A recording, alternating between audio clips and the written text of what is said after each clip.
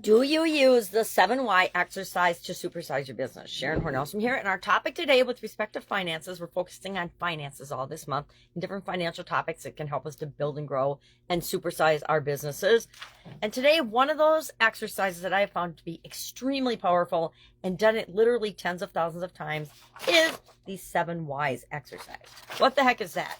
Well, ChatGPT credits it with Toyota, which it may be where it came from. I don't know.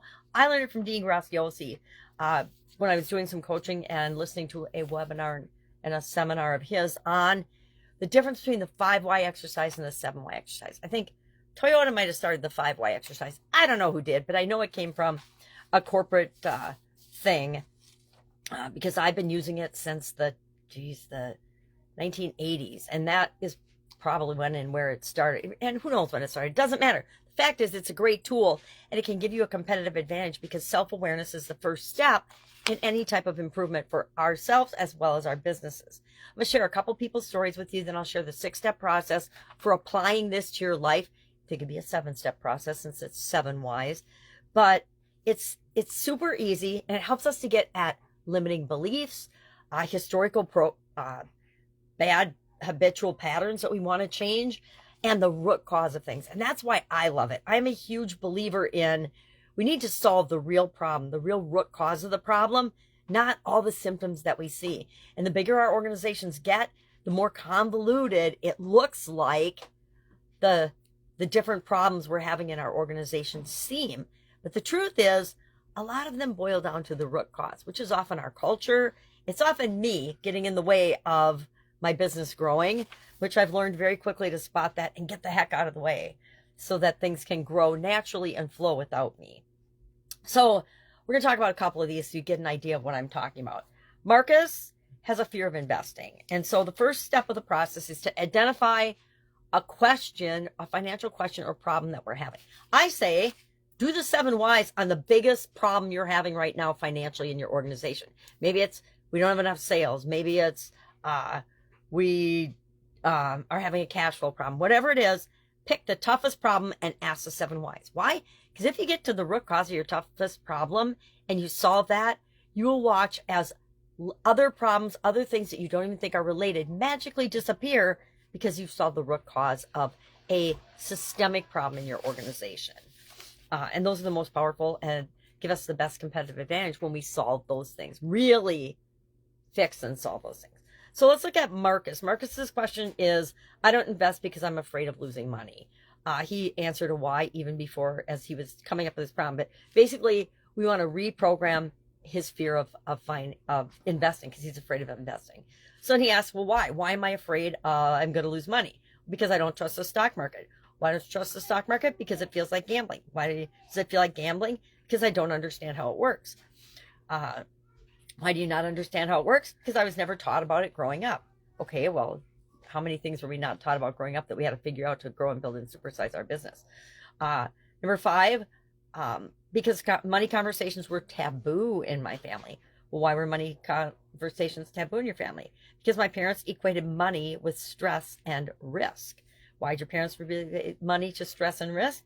Because they saw wealthy people as unethical. Ooh, breakthrough insight. Yeah? Marcus realizes that his avoidance of investing was linked to subconscious biases and misinformation about wealth and ethics from his parents. How many beliefs about business and life have we got from our parents running in our subconscious for us, and then take those times the number of people that you have in your organization, and from their past and their past experiences, how many of those are impacting our business today? Probably thousands or even millions, depending on how many people are helping you build and grow and supersize your business. So now he knows that what he has to really look at are his subconscious biases and misinformation about money and wealth and ethics. And if he actually fixes that, then all of the other pieces of the puzzle will fall in place. So then all of the problems that these other whys are actually causing throughout his organization or his career or his life will start to disappear and go away as he solves this root cause of the problem. Let's look at one more. This is probably one of the number one things that I coach people on. And that is Priya is undercharging we want her to go, she was undercharging. And so we wanted to figure out how could we get her to really charge what she's worth and the value that she's adding to the marketplace. So her question was, I always undercharge for my freelance work. Well, why do you always undercharge for your freelance work? Because I don't think clients will pay more. Why do you not think clients will pay more? Because I'm afraid they'll reject my proposal. Why are you afraid they'll reject your proposal? Well, because I don't feel my work is valuable enough. Why don't you feel your work is valuable enough? Because I compare myself to others constantly. Why do you compare yourself to others constantly? Because I lack confidence in my abilities. Why do you lack confidence in your abilities? Because I was told to stay humble and not ask for too much. Why were you told to stay humble and not ask for too much? Because my success might make others uncomfortable. Oh, really? And my question is always, do others pay your bills? No. So now she realizes that undercharging wasn't about market rates at all. It's about a reflection of imposter syndrome and cultural humility that she needs to address. And a lot of times in our organizations, we'll find things in our culture that are actually eating away and causing us to rot from the inside out. And if we don't identify those root causes, we will find ourselves at a distinct competitive disadvantage. So today we're going to do the 5 whys, the 7 why exercise. And all we do is we do exactly what they did. We ask ourselves a financial related question. And then we ask, well, why? Why is that so? Why do we believe that to be the truth? Because a lot of times it's just a manifestation of our limiting beliefs that's showing up in our organization. So choose a specific financial problem or question. Be precise, be as precise as you possibly can. You know, I'm always behind on rent. I can't save for retirement. We never have enough customers. Our customers leave us after 30 days, or whatever the financial problem is. We have cash flow problems every quarter or every month, whatever it is. Be specific about it. And then ask yourself why 7 times.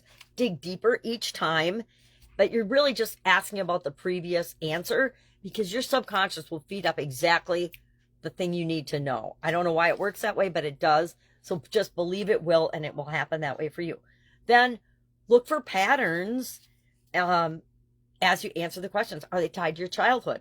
By peeling back the layers, are they from conditioning, societal conditioning, cultural conditioning, the media conditioning, trauma, past trauma? Maybe you've had a past experience that has caused you to believe a certain thing. And then extract your core beliefs. We talked about core beliefs before, but we want to say, okay, is this in alignment with my core beliefs? So what you'll find sometimes is you got a couple of core beliefs that are conflicting because of patterns, past trauma, limiting beliefs, etc. Then you're going to challenge and reframe it to make it work for you. Ask if the belief is objectively true. Is it absolutely positively true? Is it true all the time? Is it true in every scenario? The answer is usually no to all of those, but sometimes we'll try to convince ourselves that it is. That's why we use absolutes. I never do this. I always do that. Do you really always do anything? No, none of us do. Do you never do anything? Probably not. You've probably done it, or you wouldn't even think of never. So find a new way and look for new evidence to support what it is that you want, and then create a new financial behavior to support the new identity that you want to have with respect to what you uncovered in this new why. So if you say, I'm afraid to invest, I am a bold, ever continually improving investor. And the reason I like the investing one and the not charging enough one is because if we're afraid to invest, then we're probably afraid to invest in ourselves and in our organization and in the growth and development of our organization. And that is bad if we want to supersize and grow, in my humble opinion. All right, that's our exercise for today. If you have any questions about this, hit me up and ask. Literally, it is an exercise that is so powerful, but so simple that you'll be surprised at how powerful it is and how powerful the results are in terms of solving problems in your organization, solving the root cause of problems in your organization, and the impact and the ripple effect that that has in unimaginable areas of your business when you actually apply the solutions to the root cause. All right, have an awesome day, and I'll, of course, be with you tomorrow.